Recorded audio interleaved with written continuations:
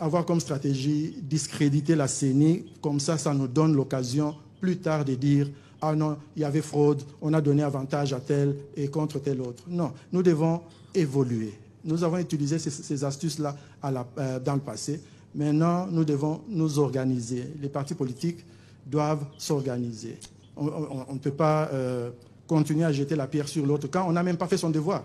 Je vous ai parlé ici de l'enrôlement des électeurs.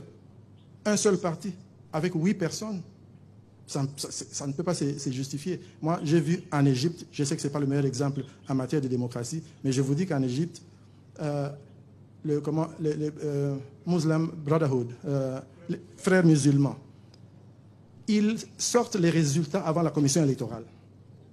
Pourquoi? Parce qu'ils ont des moyens, parce qu'ils sont organisés. Évidemment, c'est une structure basée sur une confession religieuse. Ils ont des mosquées partout, ils s'organisent. Ils ont les résultats, même avant la commission électorale. Quand elle est publiée, vous allez voir que la différence est marginale. Nos partis devaient arriver à ça. C'est pour ça que nous avons aussi encouragé le bureau de vote par bureau de vote. On doit ventiler les résultats bureau de vote par bureau de vote.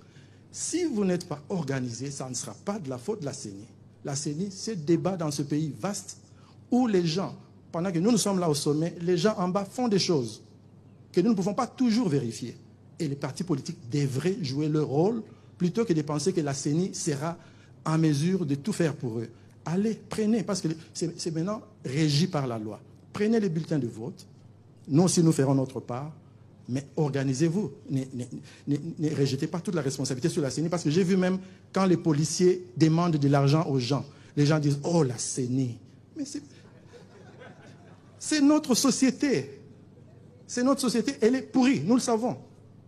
Nous le savons. Elle est pourrie. Vous savez combien de gens me demandent de les nommer? Vous n'avez aucune idée. Les gens sont là en train de dire la société est pourrie. Nous devons le comprendre. Et parfois, quand on dit aux gens, nous ne pouvons pas faire ça. Les gagnants seront les gagnants. Il n'y aura pas d'élus nommés. Nous le disons. Et les gens ne nous croient pas. Non, on ne le fera pas. Je vous dis, rappelez-moi ce que je vous dis ici. Nous avons dit à ceux qui pensent que la fraude électorale sera encouragée par l'équipe qui est en place. Ça ne se fera pas. On peut aujourd'hui... enfin, anyway, laissez-moi dire autre chose, 2 choses avant de terminer. En 1 minute, je le dis. Par rapport au BRTC, Bureau de réception et de traitement de candidature, nous n'avons pas le temps de prolonger. Parce que là aussi qu'on voit le désordre au niveau des partis politiques. Je pense que NDI a vraiment du pain sur la planche. Je ne sais pas où Daniel est.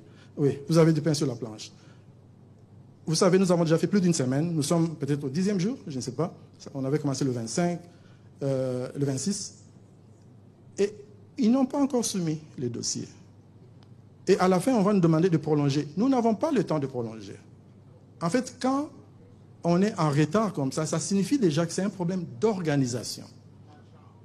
Des problèmes d'argent. Si vous avez un problème d'argent, hein, je comprends. Il y a un problème d'argent. Il n'y a pas que le problème d'argent, parce qu'il y a cette possibilité d'avoir les femmes sur votre liste. 50%. Pas partout. Les femmes sont partout. Hein? Les femmes sont partout, comme les hommes. Non, non, c'est une opportunité. Si vous n'avez pas d'argent, prenez le raccourci. Les femmes sont là. Mettez-les sur la liste, formez-les. Demain, elles seront tout aussi bonnes que vous l'êtes aujourd'hui. Alors, ça, c'est pour le BRTC. Il n'y aura pas de prolongation. 2e et dernier point. Le 20 décembre 2023, nous aurons des élections dans ce pays. Je vois, il y a beaucoup de prophètes qui disent qu'il n'y aura pas d'élection.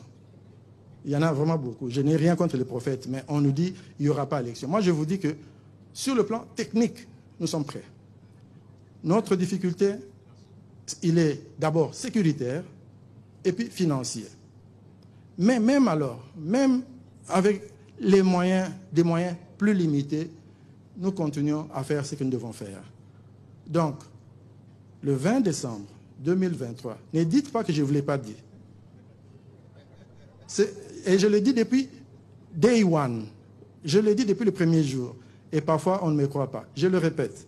Mes frères des partis politiques, mes sœurs des partis politiques, Soyez prêts.